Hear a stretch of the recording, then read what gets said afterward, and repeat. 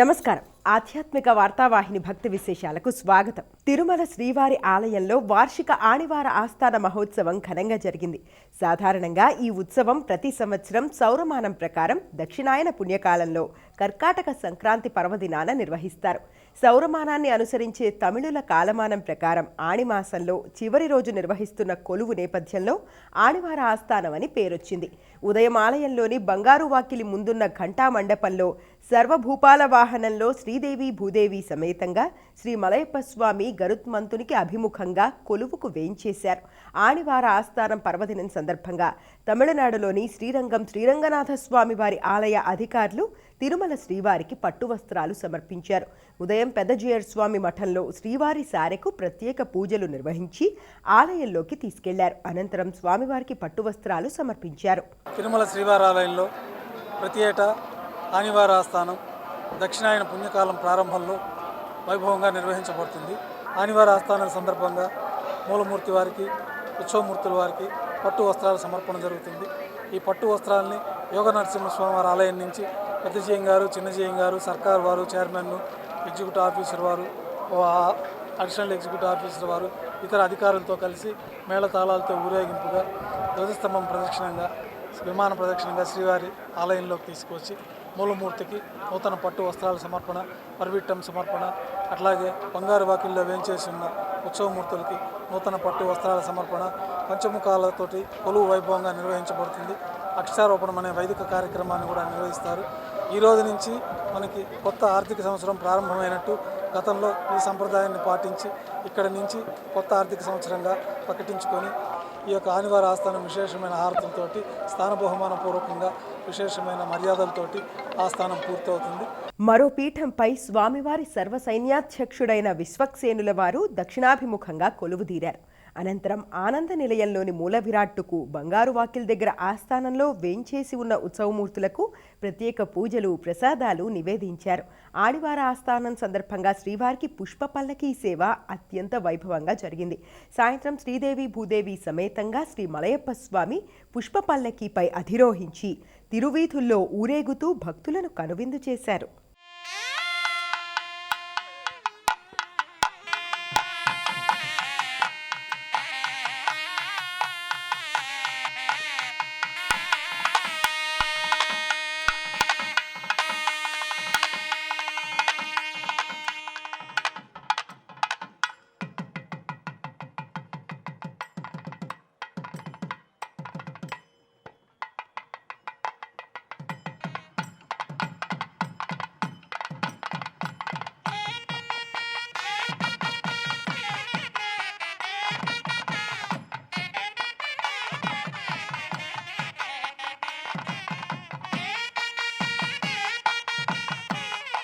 తిరుమల గిరులు భక్తజన సంద్రమయ్యాయి. వివిధ ప్రాంతాల నుంచి కలియుగ ప్రత్యక్ష దైవాన్ని తిలకించేందుకు భారీగా తరలివస్తూనే ఉన్నారు భక్తులు. వైకుంఠం క్యూ కాంప్లెక్స్లోని అన్ని కంపార్ట్మెంట్లు భక్తులతో నిండిపోయాయి. ఆలయం వెలుపల శిలాతోరణం వరకు భక్తులు బార్లు తీరారు. రద్దీ నేపథ్యంలో శ్రీవారి సర్వదర్శనానికి 24 గంటలు పడుతోంది. ఈ నేపథ్యంలో తితిదే అధికారులు అవసరమైన ఏర్పాట్లు చేస్తున్నారు. మరోవైపు మంగళవారం శ్రీవారిని 73,000 మందికి పైగా దర్శించుకోగా 27,609 మంది తలనీలాలు సమర్పించారు. భక్తుల కానుకల రూపంలో తితిదేకి 4,19,00,000 రాబడి వచ్చింది. తిరుమల శ్రీ వెంకటేశ్వరుడి దర్శనం రాను రాను కష్టమవుతోంది. ముందుగా టికెట్లు తీసుకుంటే తప్ప శ్రీవారి దర్శనం లభించడం ఏమంత సులువుగా అయ్యేలా లేదు. దర్శనమే కాదు, ఏదైనా ఆర్జిత సేవల్లో పాల్గొనాలనుకుంటే ఇక అది అయ్యే పని కాదు. భక్తుల రద్దీ దృష్ట్యా 2 నెలల ముందుగానే ఆన్లైన్ కోటా విడుదల చేస్తోంది తిరుమల తిరుపతి దేవస్థానం. అక్టోబర్ నెల దర్శన కోటాతో పాటు శ్రీనివాసుడి ఆర్జిత సేవా టికెట్ల విడుదలకు సంబంధించిన వివరాలను ప్రకటించింది తితిదే. తిరుమల తిరుపతి దేవస్థానం అక్టోబర్ నెలకు సంబంధించి దర్శనాలు, ఆర్జిత సేవల కోటా విడుదలకు సంబంధించిన వివరాలను ప్రకటించింది. తిరుమల శ్రీవారి ఆర్జిత సేవా టికెట్లకు సంబంధించిన అక్టోబర్ నెల కోటాను జూలై 19న ఉదయం 10 గంటలకు టీటీడీ ఆన్లైన్ లో విడుదల చేయనుంది. ఈ సేవా టికెట్ల ఎలక్ట్రానిక్ డిప్ కోసం జూలై 21వ తేదీ ఉదయం 10 గంటల వరకు ఆన్లైన్ లో నమోదు చేసుకోవచ్చు. ఈ టికెట్లు పొందిన వారు జూలై 21 నుండి 23వ తేదీ మధ్యాహ్నం 12 గంటల లోపు సొమ్ము చెల్లించిన వారికి లక్కీ డిప్ లో టికెట్లు మంజూరవుతాయి. 22న కొన్ని ప్రత్యేక ఆర్జిత సేవా టికెట్లను విడుదల చేయనున్నారు. కళ్యాణోత్సవం, ఓంజల్ సేవ, ఆర్జిత బ్రహ్మోత్సవం, సహస్ర దీపాలంకర సేవ, వార్షిక పుష్పయాగం టికెట్లను జూలై 22న ఉదయం 10 గంటలకు విడుదల చేస్తారు. 22న వర్చువల్ సేవల కోటా విడుదల కానుంది. వర్చువల్ సేవలు, వాటి దర్శన స్లాట్లకు సంబంధించిన కోటాను జూలై 22న మధ్యాహ్నం 3 గంటలకు టీటీడీ ఆన్లైన్ లో విడుదల చేస్తారు. 23న అంగ ప్రదక్షిణ టికెట్లు విడుదల కానున్నాయి. అంగ ప్రదక్షిణం టికెట్ల కోటాను జూలై 23న ఉదయం 10 గంటలకు టీటీడీ ఆన్లైన్ లో విడుదల చేయనుంది.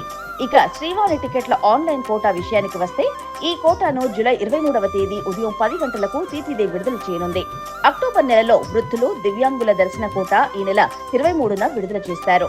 వయోవృద్ధులు, దివ్యాంగులు, దీర్ఘకాలిక వ్యాధులున్నవారు తిరుమల శ్రీవారిని దర్శించుకునేందుకు వీలుగా ఉచిత ప్రత్యేక దర్శనం టోకెన్ల కోటాను జూలై 23న మధ్యాహ్నం 3 గంటలకు టీటీడీ ఆన్లైన్ లో విడుదల చేయనుంది.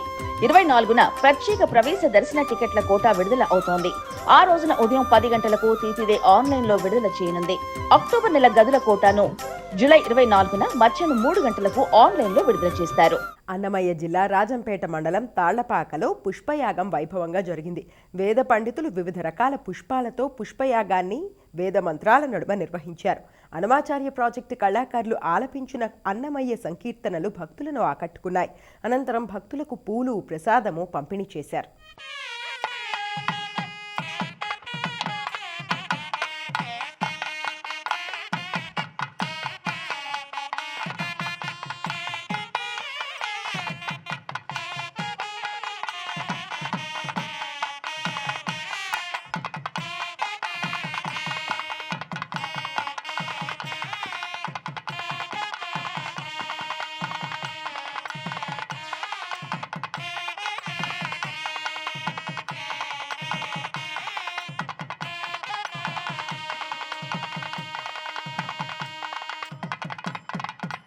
హైదరాబాద్ లాల్ దర్వాజాలోని మహంకాళి ఆలయంలో ఆషాఢ మాసోత్సవాలు ఘనంగా జరుగుతున్నాయి.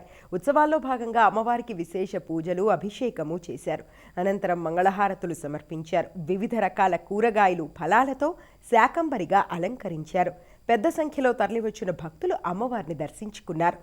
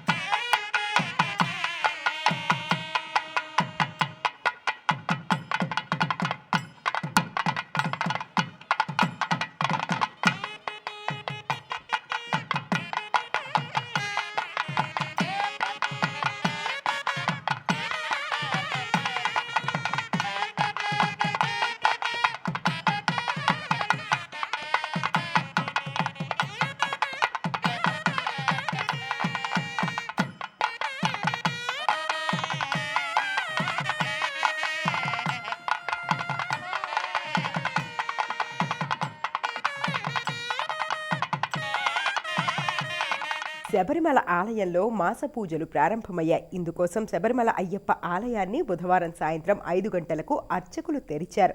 శబరిమల ఆలయంలో నెలకోసారి మాస పూజల పేరుతో పూజలు జరుగుతూ ఉంటాయి. ఈ పూజల సమయంలో ఆలయం తెరిచి ఉంటుంది. మలయాళ మాసం ప్రారంభంలో ఇలా పూజలు జరుగుతూ ఉంటాయి. 5 రోజుల పాటు భక్తులు స్వామివారిని దర్శించుకోవడానికి, పూజలు చేయడానికి అనుమతిస్తారు. కర్కాటక మాస పూజ కోసం శబరిమల ఆలయాన్ని తెరిచారు. 5 రోజుల పాటు మాస పూజలు నిర్వహించి 21వ తేదీ రాత్రి 10 గంటలకు ఆలయ ద్వారాలను మూసివేస్తారు. సింహాచలం శ్రీ వరాహలక్ష్మీ నృసింహస్వామి నిత్య కళ్యాణం నేత్రపర్వంగా జరిగింది. ఆర్జిత సేవల్లో భాగంగా ఉత్సవమూర్తి గోవిందరాజస్వామిని ఉభయ దేవేర్లతో మండపంలో అధిష్ఠింపచేశారు. భక్తుల గోత్రనామాలతో సంకల్పం చెప్పి విశ్వక్సేన ఆరాధన, పుణ్యాహవచనాలతో కార్యక్రమానికి శ్రీకారం చుట్టారు. కంకణ ధారణ, నూతన యజ్ఞోపవీత సమర్పణ, జీలకర్ర బెల్లం, మాంగళ్య ధారణ, తలంబ్రాల ప్రక్రియలను కమనీయంగా జరిపించారు.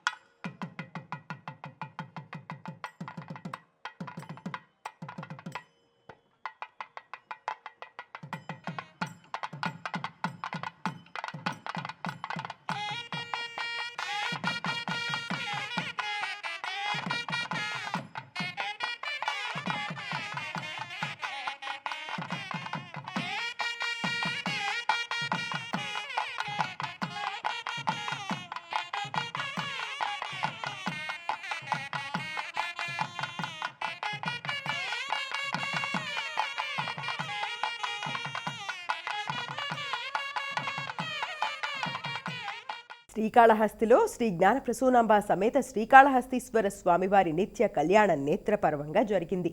తొలుత ఉత్సవమూర్తులను పలు రకాల పుష్పాలతో శోభాయమానంగా అలంకరించి ప్రత్యేక వేదికపై కొలువుదీర్చారు. కలశ ప్రతిష్టాపన అనంతరం గణపతి పూజ, నవగ్రహ పూజ, కంకణధారణ పూజ నిర్వహించారు. అనంతరం స్వామివార్లకు కర్పూర హారతులు సమర్పించారు.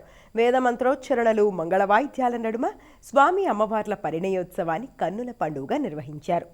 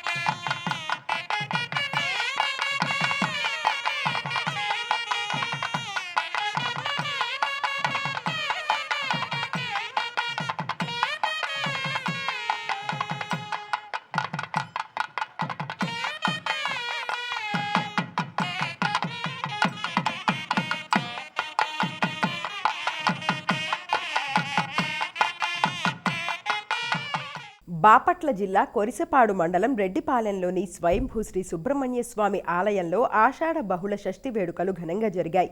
వేడుకల్లో భాగంగా తొలుత శ్రీ వల్లి దేవసేన సమేత సుబ్రహ్మణ్య స్వామి వార్లకు విశేష పూజలు చేశారు. అనంతరం ఫల పంచామృతాలతో అభిషేకించారు. స్థానిక భక్తులు ఈ క్రతువును తిలకించారు.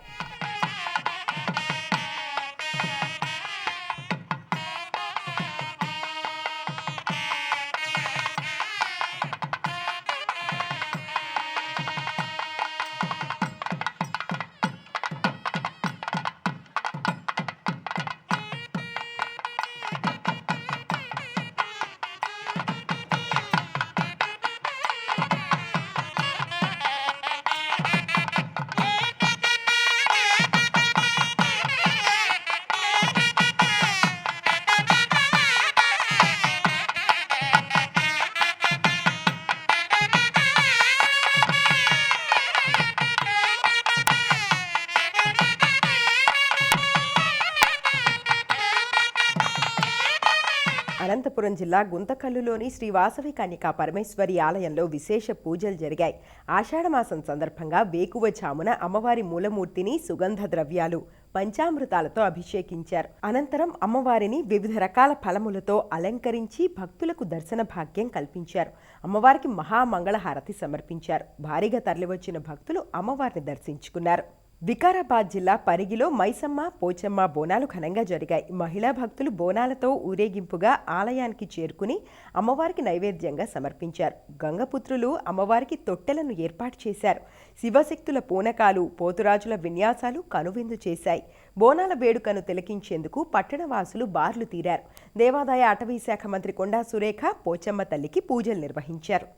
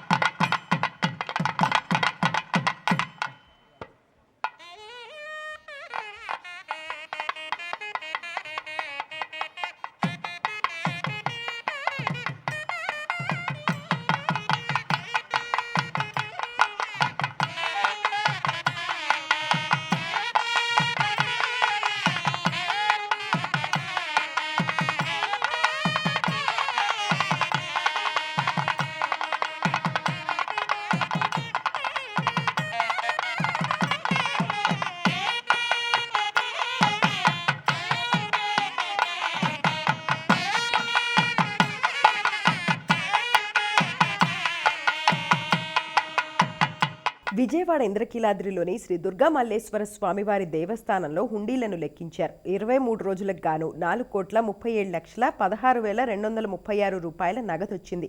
ఇంకా 395 గ్రాముల బంగారము, 9 కిలోల 614 గ్రాముల వెండి కానుకలను కూడా భక్తులు సమర్పించారు. ఆలయ కార్యనిర్వహణ అధికారి సీనానాయక్ పర్యవేక్షణలో మహామండపంలోని 6వ అంతస్తులో నిర్వహించిన లెక్కింపు ప్రక్రియలో భక్తులు, సేవకులు పాల్గొన్నారు. దేశ ఆధ్యాత్మికతను, సంస్కృతిని, వారసత్వాన్ని కాపాడేందుకు all India old temple renovation trust కృషి చేయడం అభినందనీయమంటూ పార్లమెంట్ సభ్యుడు కొండా విశ్వేశ్వర్ రెడ్డి అభినందించారు.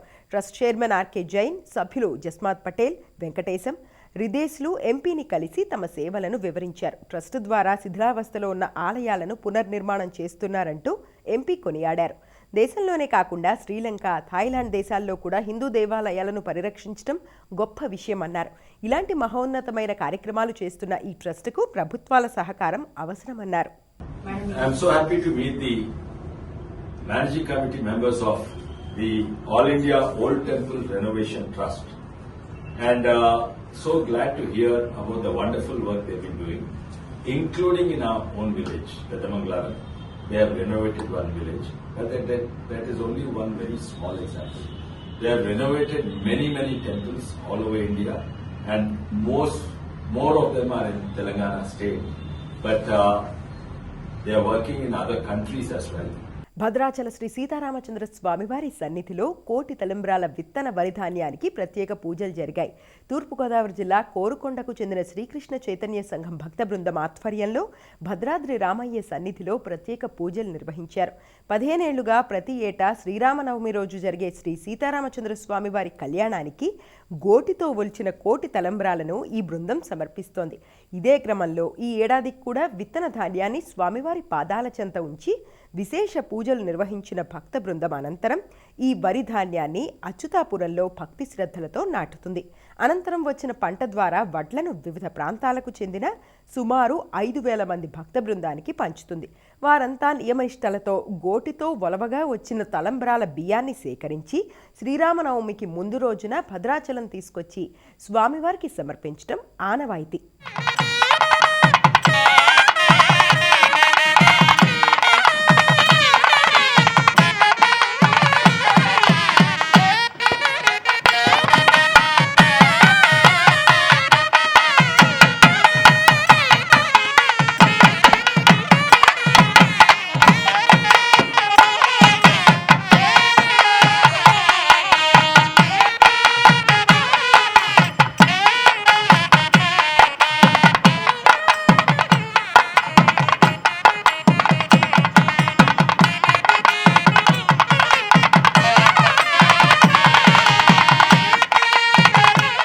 ఇవి ఈనాటి భక్తి విశేషాలు. తదుపరి ఆధ్యాత్మిక వార్తావాహిని భక్తి విశేషాల్లో మళ్ళీ కలుద్దాం.